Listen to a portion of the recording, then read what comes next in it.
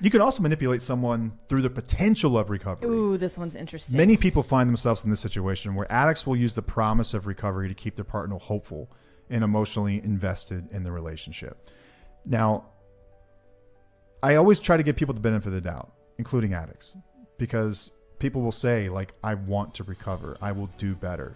And in those moments when they're saying it, they mean every word of it. Mm-hmm. But what happens the next morning is what really sets apart the people that are serious and those that are not.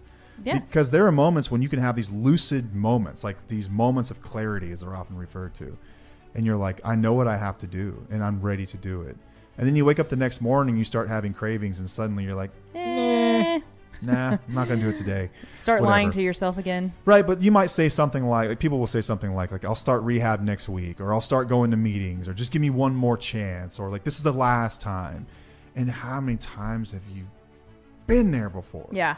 And once again, studies indicate without a proper treatment and a proper and consistent treatment program, the likelihood of sustained recovery is low. And especially with people who have multiple relapses. Yeah, and this traps you in a cycle of hope and disappointment. It does.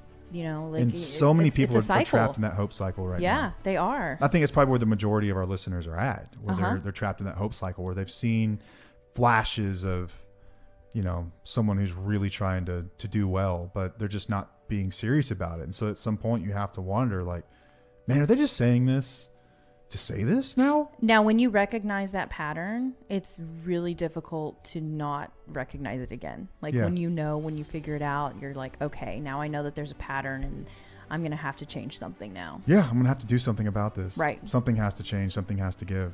Yeah. And that just keeps you stuck longer in the waiting for the promise of recovery.